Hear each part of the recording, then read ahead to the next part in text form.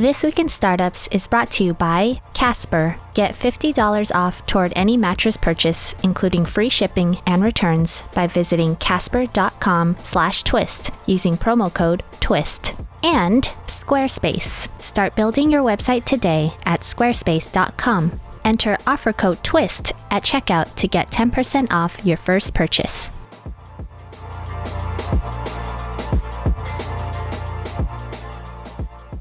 Okay, let's take another question. And this one is from Marcelo Miranda. And they ask, hey, Jason McCabe Calacanis, quick one.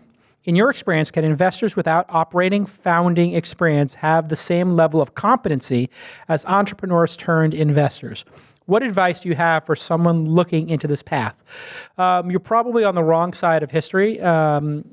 There was a period of time where people coming out of business school went directly into venture capital, and they did amazing. And that was the only route into venture capital. You had to know somebody, you had to be business school buddies, and it was just determined that venture capital, because it was dollars and it was capital, was the purview of people with finance degrees and business degrees. It turns out what everybody learned was startups are such a unique operating system, and they're so complex that if you've come out of a startup, you can lend a lot more advice and better advice to the founders.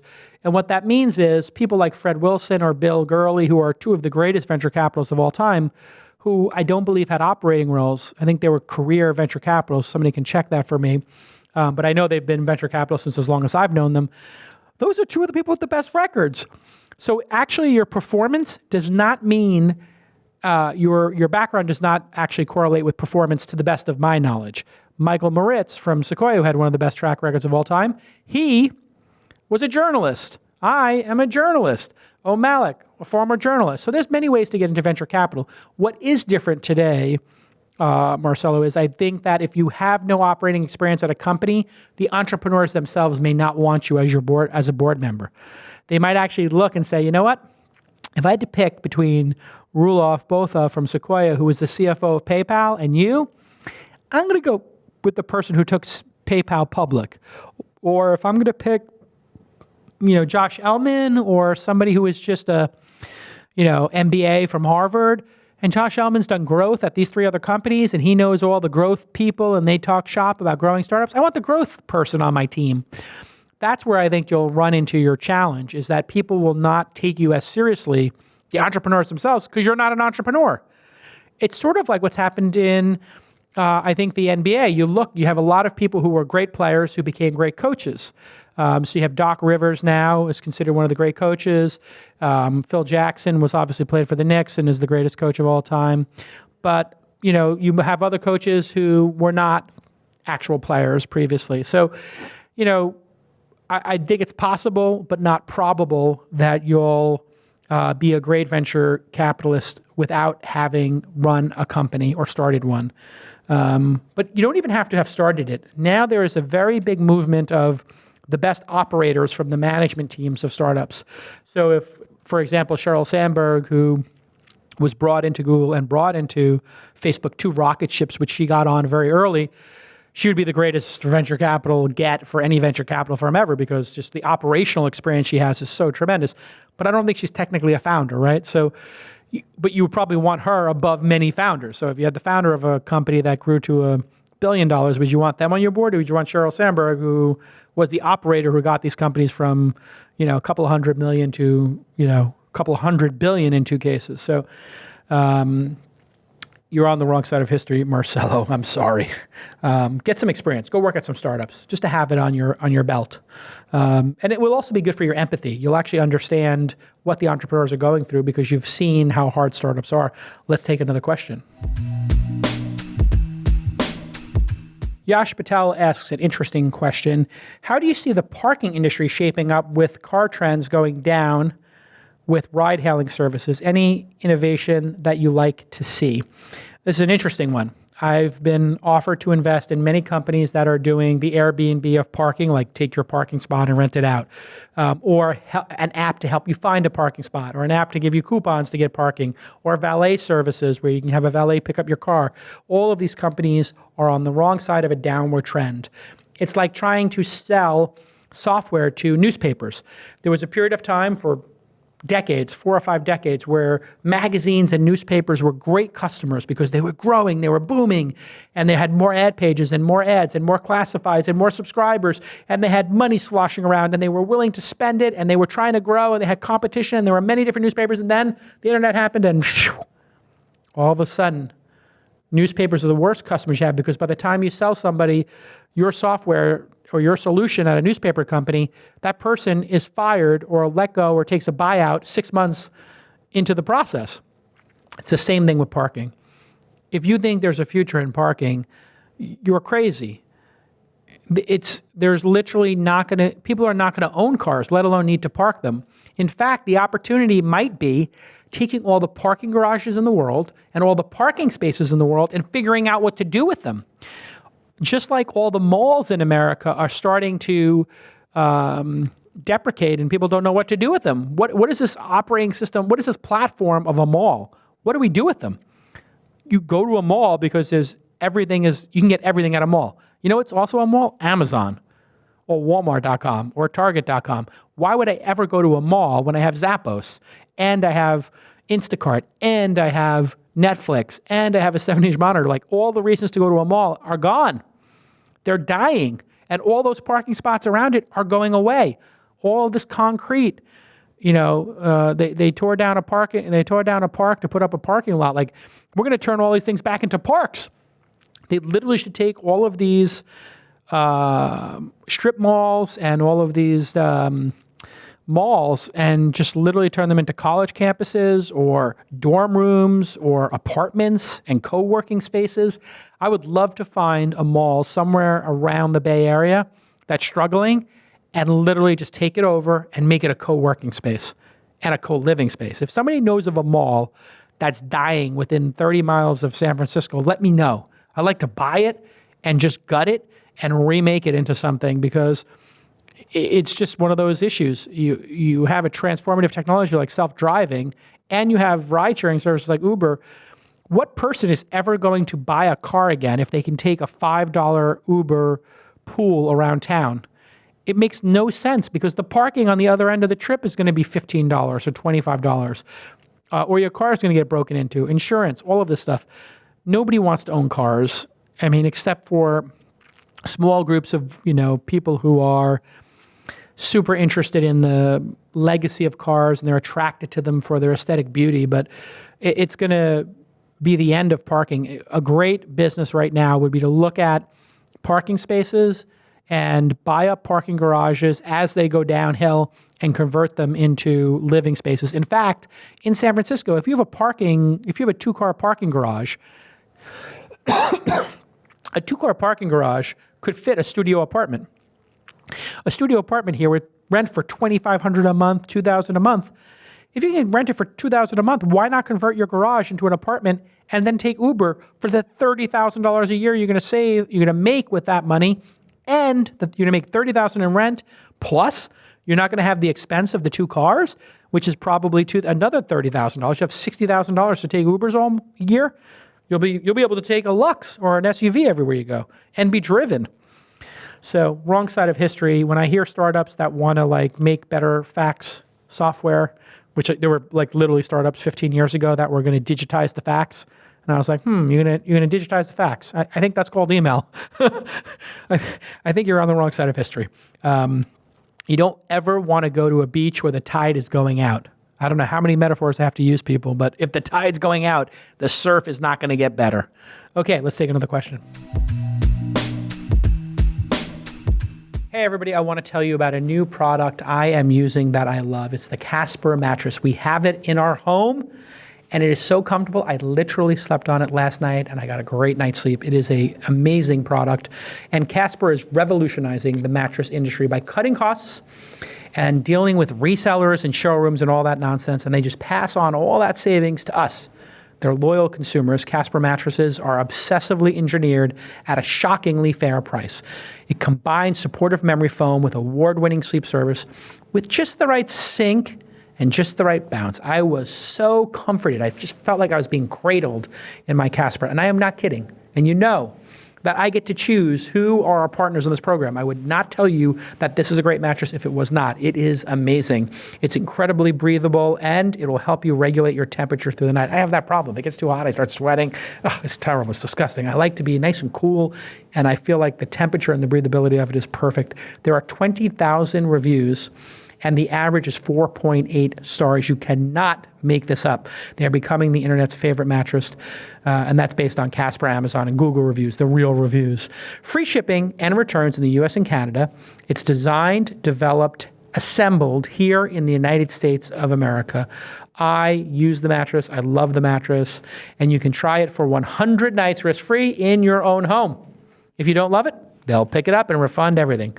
There is literally no risk. 100 nights risk-free. So here's your call to action. Get $50 towards any mattress purchase by visiting casper.com/twist and using the promo code TWIST. Go to casper.com/twist and use the code TWIST, TWIST, as in This Week in Startups, and you will get $50 toward any mattress purchase. Just visit casper.com/twist and use the code TWIST. Thanks so much to my friends at Casper for joining us on this adventure and supporting independent media like This Week in Startups. It's really, truly is a great product. I literally slept on it last night, and I slept like a baby. I love it. Okay, let's get back to this amazing program. Okay, Ben asks me, best way to convince an angel investor that being a solo founder is good? Get a co-founder. No, if you're a solo founder, that's okay. What you want to have is a founding team. So if you're the founder, I suggest you want to keep that founder title all to yourself. That's fine. I'm the founder of Inside. There's no co-founders, but I have a founding team. And I can say my founding team is Lon and Austin, and they're part of the founding team. It gives them credit. They're part of the founding of the company. They may not have the same equity, and they didn't have to take the same risk. They didn't have to raise the money. So the quality of your team around you will largely answer that question. What they're really looking for is if you went away, what would happen to the company?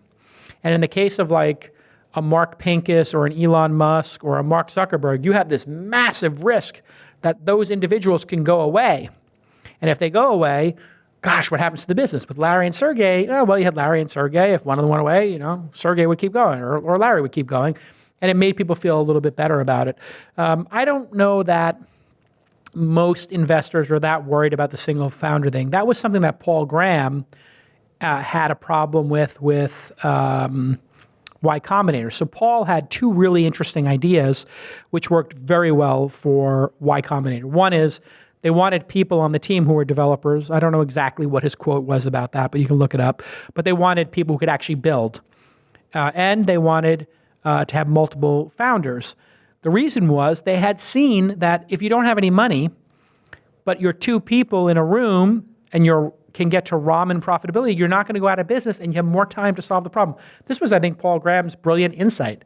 Now, it upsets some people that, I have to be a developer to go to Y Combinator. You don't accept business people.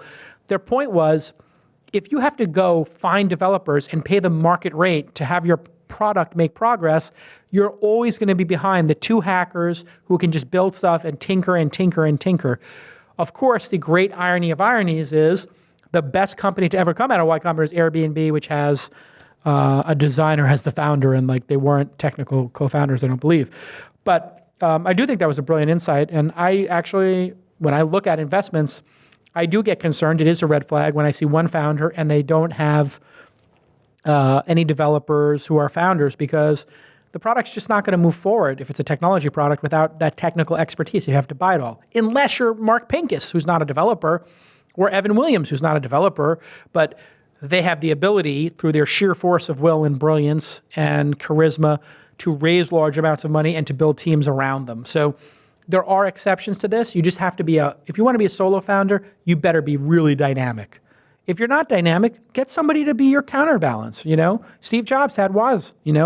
Even Steve Jobs had Woz, and I don't think people would have taken Steve Jobs exactly as seriously as they did later on without Woz. Woz was a key component in those early days, I think, of getting investment. I could be wrong, but I think it's true. Okay, great question. Okay. Here's a great question from Helda. and she is on the YouTube live stream. We stream to YouTube and to Facebook. She says, Jason, now that you have Inside Real Estate, which is an email newsletter we're running, inside.com/real-estate, what do you feel like the future of the real estate realtor market looks like? I'm an aspiring realtor. So that's a great question. Real estate is a very broken system. It's way too expensive. You pay these huge commissions. It's slow, and there's a lot of friction. Keith Raboy is doing an interesting startup where they actually will buy your home from you immediately within a couple of days, and then they hold that inventory. They put it on the market. They allow anybody to look at the home at any time during the day with a key and in a lockbox and a smart lock, and with video cameras in the spaces. So there's a lot of innovation to be had, but it's one of those industries where it's a very slow industry to disrupt because there's a lot of regulation, and a lot of the realtors will work against any new technology. I remember when I started using Redfin, I wanted to use Redfin to find a home in Los Angeles over 10 years ago, and all the other brokers were like, we don't show homes to Redfin brokers. And I was like, what? Because they didn't use brokers back then. You had to just set up the appointment. Redfin would call and set it up. And they were very anti, and they actually seemed like they were trying to shut the company down because they were so threatened. Then when I moved to San Francisco, I bought my home recently with Redfin. I loved it. They're not an advertiser or a supporter of this podcast in any way, but I am a super fan of the product. And I wound up buying a home and saving tens of thousands of dollars in money they gave back to me. And I had a better experience because they innovated in a tremendous way at Redfin. Just like Keith Raboy is doing with his company. I forgot the name of his company. Somebody will look it up. He was on the show. But Rabois is Keith Raboy. Julia, look it up and tell me what the name of that company was in the chat. But with Redfin, I felt like the agents who are paid a salary with a bonus as opposed to transaction, they get to make a fair living, and they get compensated based on their reviews by the customers. So I gave them an incredible review because every time I wanted to put an offer in or I was unsure about a place, the broker was not pushing me towards closing. And the last time I worked with a broker, they were just getting flabbergasted with my level of diligence and just buy a home already, or you're being obsessive. With Redfin, they embraced my obsessiveness and they were patient with me. Now listen, I'm an obsessive person. I was very nervous about spending a lot of money on a home. And I think that's the future, is people will come in and do business model innovation. So you have Keith Raboy with his company. Open Door is the name of his company. And Open Door is buying the homes really quickly, and then they sell them, and they're going to cut out all the real estate brokers eventually. They're just going to be able to buy and sell a home, or even rent it while it's waiting to be purchased, or you could rent to buy it. Who knows what they're going to come up with over there, but they're going to inventory homes. That's a brilliant idea when you think about it. Why does it take so long? You can go buy a car today and walk onto the lot and leave with a car. Why can't houses be? You can drop off a car and sell it immediately to one of those, cash for cars kind of outlets. You have to give a little bit of a discount to get rid of it that quickly. But if you look at all the staging costs and the time, it's just it takes 6 months to close a home sale. And on either side of the transaction, that's way too slow. It should take 2 or 3 weeks. You put a home up, you have a price you want to get, you sell it. And if you want to buy it, there should be 100 homes from some giant company available. You just pick one and you buy it, or you rent it to buy, whatever it is. So great question. Let me take a moment to thank Squarespace for, first of all, making amazing software. I was just working on one of the new projects I'm working on. You may have heard of television show. And we had to make a website. And I just went on to Google Domains, and I was buying a domain over at Google Domains, and boom, you could just, when you're setting up your Gmail, fire up and launch Squarespace. I guess they're partners now. And I was able to fire up a gorgeous website in literally minutes, and it looked like we spent $25,000 making it. It looks professional. It's intuitive and easy to use. No coding is required. And they use state-of-the-art tech. It's super secure. It's super stable, and it's trusted by millions, some of the most respected brands in the world. We, in fact, use it for all of our events and conferences, and you can start your free trial today. No credit card is required. And you'll get a free domain name if you sign up for a year. I'm an idiot. I did it wrong. I signed up at the wrong domain place. I didn't know that I would get a free domain. I got to go back and do that next time. If you decide to sign up for Squarespace, if you do decide that you're going to sign up for Squarespace, which I'm sure you will, just use the promo code TWIST and you'll get 10% off your first purchase. It is an amazing, amazing product. It's super easy to use, and they keep adding features to it, which is one of the great things about the software as a service movement. They keep getting more people loyal to the product. They keep being able to hire more product managers, developers, and researchers to figure out what to make next. And boom, they make amazing product, and they keep the price the same. So things are getting better and better over there at Squarespace. I love the product. Go ahead and follow at Squarespace. Okay, here's another question. This one's from Gary Harrower. If you were 20 years old again, oh, I wish, what career path would you take? What does Jason feel passionate about outside of angel investing? Well, interestingly, I only started angel investing 5-6 years ago, and I'm 46 now, so I started investing when I was like 39 or 40, I think. I would actually consider going directly into venture capital or angel investing right out of school. I would have tried to hustle my way in, and that would have been a much better career path. Alternatively, I was always very fond of documentary film, and I think I would have been a good director. And then finally, I like doing this TV stuff, so I might have considered being an anchor or a correspondent, like a 60 Minutes or Frontline correspondent, which is kind of similar to the documentary film thing.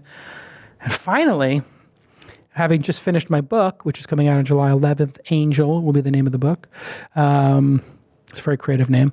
I might have wanted to be just an author. So now that I've finished the book and I had a really good time writing it with my friend Brian Alvey, who was my coach during that and spent a lot of time with me.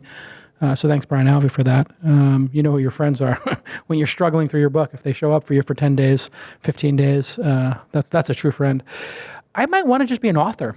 I've been thinking about that. So, I probably have 5 more years to angel invest, and then I'm going to make a decision when I'm 50 years old what I want to do for the next 10 years or so. And you never know. Maybe I'll wake up one day and just say, you know what? When I'm 50 years old, I'm going to become a director, or I'm going to, do documentary film, or, I also had an offer to do like a radio show, like I'm doing now, sort of, but not just about startups. So I've been banging that idea around. Maybe be the next Howard Stern or Rush Limbaugh or other person. I don't know where you'd put me, Dave Ramsey, I don't know, on the dial. But it is one of the things about this life. You get one shot, around the planet, so you got to make the most of it. I don't have any regrets. I mean, gosh, I'm a kid from Brooklyn who did okay, and I got a lot of my life in front of me. But I do think it is important for young people listening to this to really think it through. And if you're going into a career that you don't know why you're doing it, it's okay. You got to work. You got to put a roof over your head. I understand. But I would really think about, gosh, if you only have one life to live, what are you really passionate about? And try to get yourself into that area as quick as possible. And it's okay to work to put a roof over your head. Listen, I'm not some trust fund kid, so I can't sit here and tell you like, oh, you should just go make your independent film and go to Sundance. Like, yeah, how am I going to do that? I got to put a roof over my head. It's expensive to live in the town I live in. But you could work on shorts on the weekend while working, at some editing house during the week. If you were a video editor, whatever it is, you can go find the time on your off hours to hustle and do these things, which is what I did. Angel investing was a side pursuit. Writing was a side pursuit for me. A lot of these things were just things I did when I wasn't fixing laser printers. So be bold and take chances. It's probably the number one thing. I was a risk taker too, and I probably would have taken even more risk. I think people don't take enough risk in this life. You got to take some risk, whether that's angel investing risk or career risk or project risk or just putting yourself out there and trying to learn new skills. I never learned to play a musical instrument, and I never learned to speak another language. Those are 2 great regrets I have that I want to fix at some point in my life. I want to really be able to speak French or Japanese or something, and I'd love to be able to play piano or guitar. And yeah, what am I waiting for? Okay, I got to end this podcast. I got to go do something.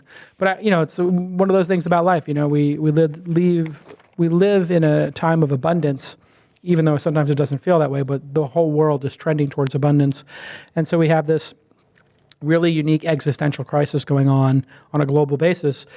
As people reach the middle class, as people are not worrying about imminent death and imminent starvation, which is how sadly a large portion of humanity has lived their lives. You start thinking about, God, fulfillment. And that's one of the things post-jobs, when jobs go away, when we have automated drivers in retail, just drivers in retail, when those two things go away in the next 20 years, that's going to be 30 million American jobs that are going to be gone. When those 30 million jobs go, what are those people going to do? We might be living in a time where you actually think about what are with the universal basic income, basically the government giving you $1,000 a month, you might have the freedom to just pursue whatever you want, lead a meager lifestyle, but pursue the arts, pursue some passion you have. So it's my one regret is going to be I might not live old enough to see all these incredible changes. I'm starting to think, gosh, I'm only going to see 30 more, 40 more years of changes if I make it to 75 or 85. I've only got 30 or 40 more years of this change. I've spent 30 years watching this. I'd really like to see another 60 or 90. I'd like to see how this ends.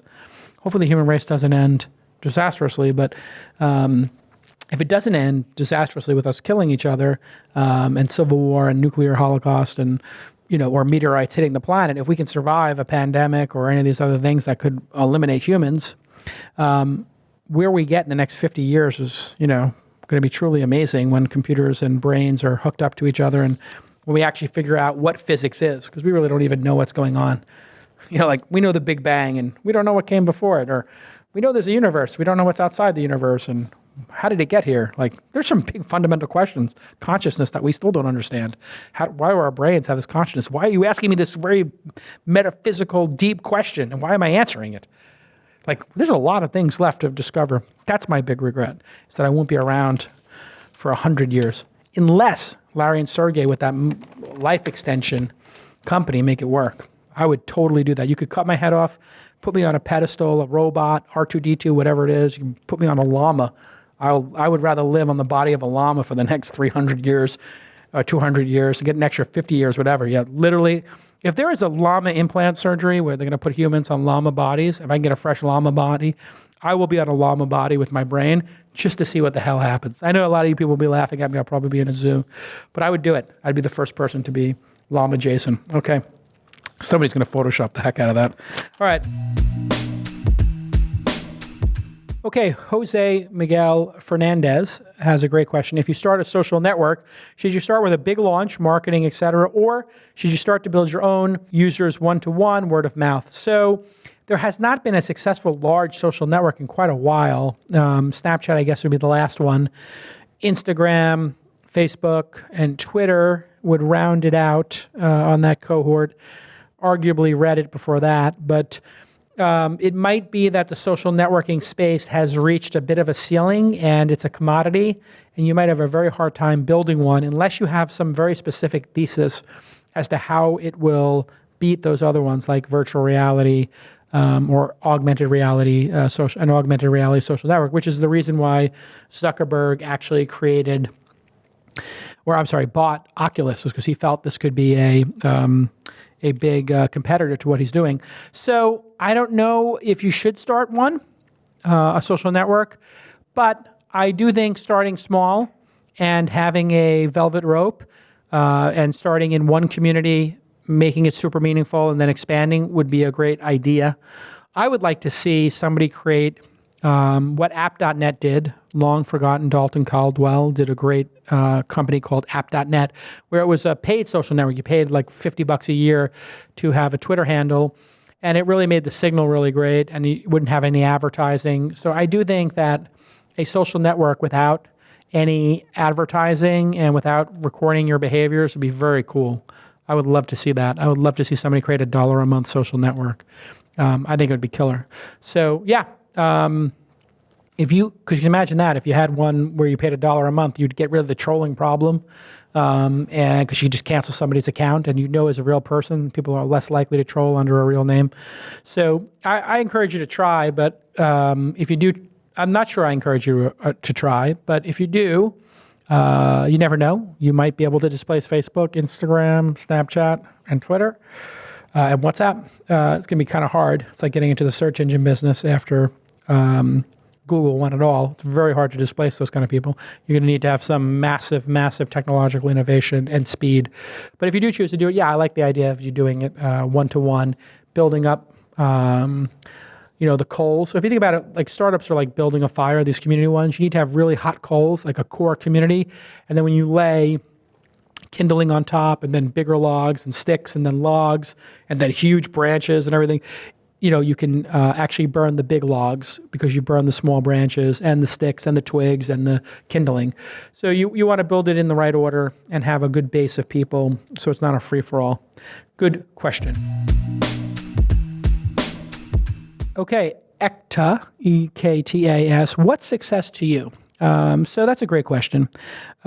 Success can mean different things to different people at different points in their life.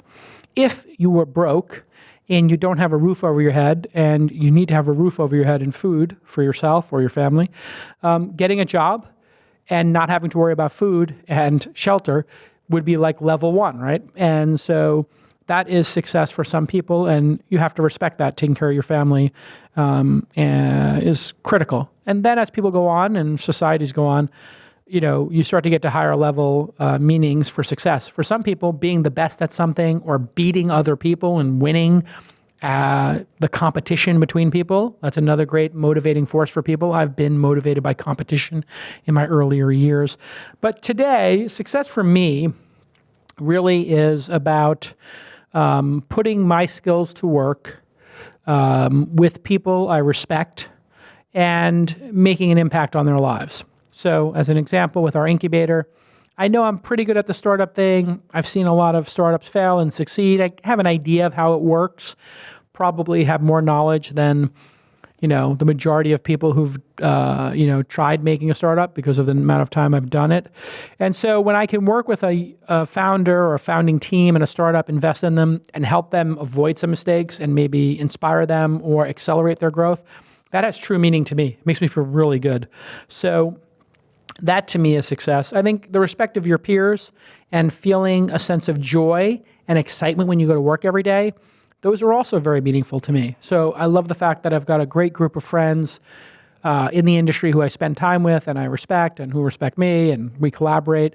And I wake up in the morning and I love what I do. I think that's one of the things that I'm most thankful for, and I think is one of the keys to success. If you wake up and you look forward to going to work and your work doesn't feel like work, it feels effortless. So for me to sit here and answer questions with entrepreneurs and rap out, it's kind of effortless. It doesn't mean it's not grinding or hard work at times. Doesn't mean it's not frustrating at times. Doesn't mean it doesn't suck to lose.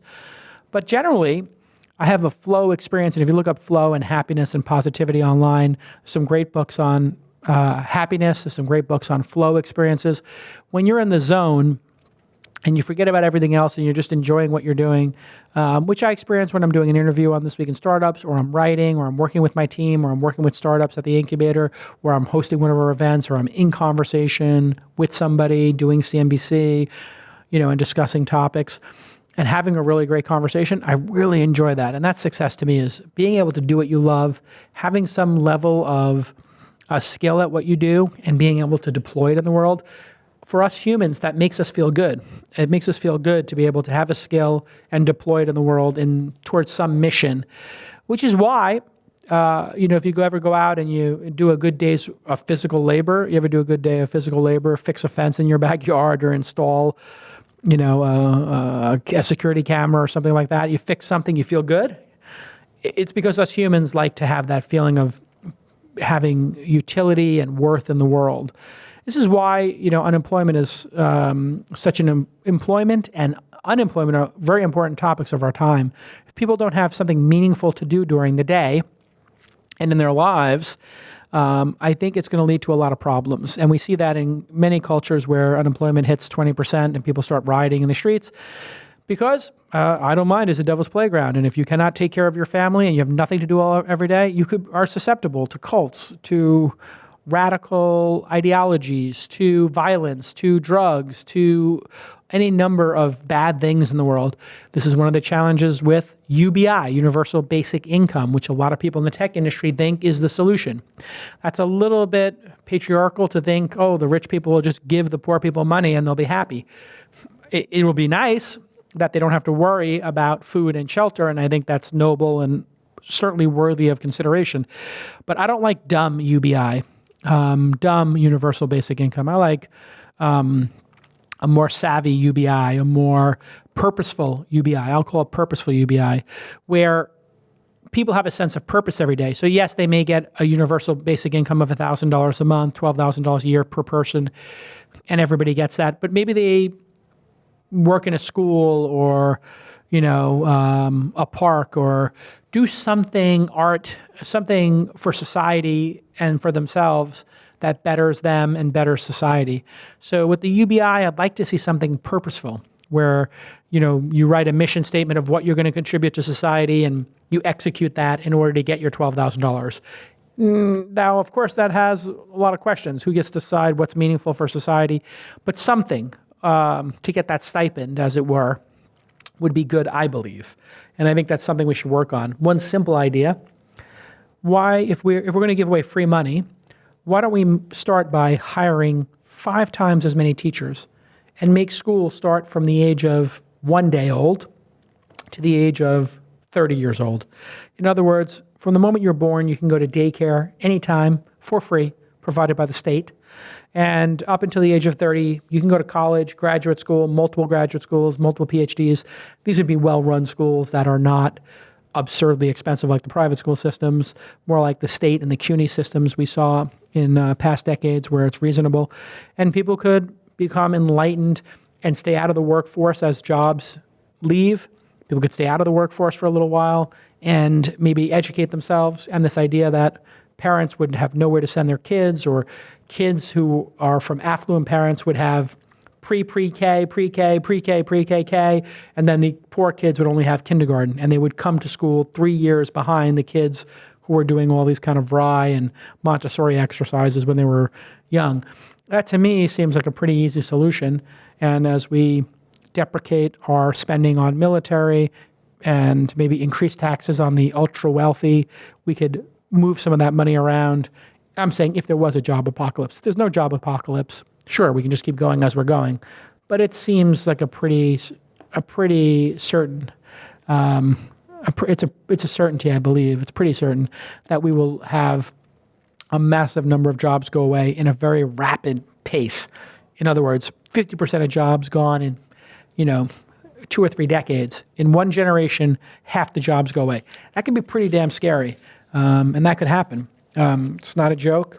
Most people think it's actually a probable outcome that some double-digit percentage of jobs go away, and new jobs will not replace them fast enough. So scary times coming, terrifying times, but also inspiring times. If we can thread the needle, we might be moving to that Star Trek era where the idea of working for money doesn't even matter. You just credits show up in your account. You can eat a certain amount of calories, a certain amount of food, and you have a little apartment on the Starfleet starship going through the galaxy.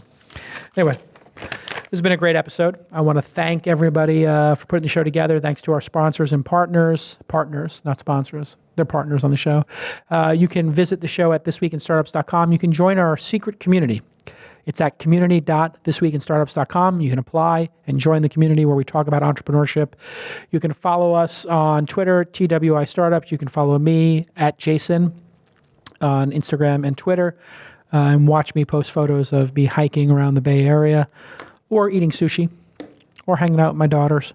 Any of those possibilities, if you go to Instagram.com/Jason, you'll hear me, you'll see me step in it, talking about politics at Twitter.com/Jason. And if you follow my Facebook account, you probably will just see my Instagram and Twitter posts. I don't spend too much time on Facebook. Kind of creepy. All right. It's been an amazing episode, and we'll see you all next time. Bye-bye.